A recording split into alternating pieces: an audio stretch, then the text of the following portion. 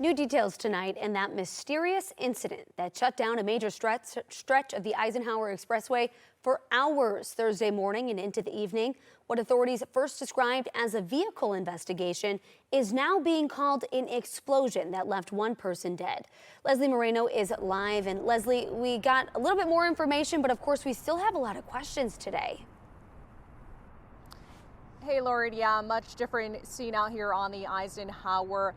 Just 24 hours ago, traffic, as you mentioned, was at a standstill for nearly 8 hours as crews and investigators worked this scene. Tonight, we're hearing from a bomb expert on what he thinks may have happened. But first, we want to show you what this scene looked like yesterday.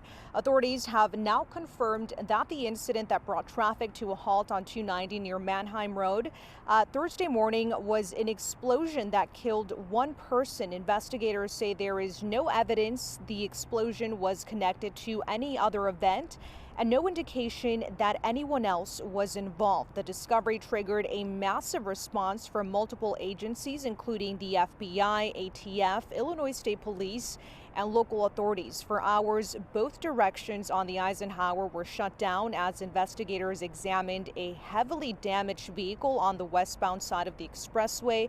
The closure left thousands of commuters stranded, and for many, one question stood out. Despite the explosion, the vehicle appeared largely intact from a distance, prompting speculation about what exactly happened inside. We spoke with a bomb expert tonight who was able to review those images and information and is now weighing in. Take a listen. It could have a lot of factors. I mean, from my experiences, and I've been doing this for over 30 years, being a former bomb squad commander myself and having teams respond to a situation like this where you're, when it's in a vehicle like that, depends. It could have been, and I'm just speculating, right? Could be anything from somebody of a chemical in nature, that chemicals combine and cause some kind of detonation, or somebody may have actually had an improvised explosive device with using for whatever intentions. Could have been illegal intentions, could have been where they were just playing around, learning from the internet, unfortunately, or a mixture of all the above.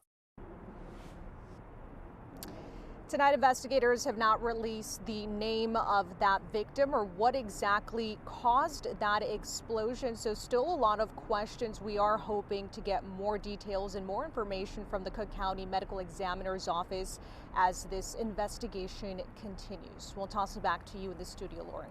Thank you so much, Leslie.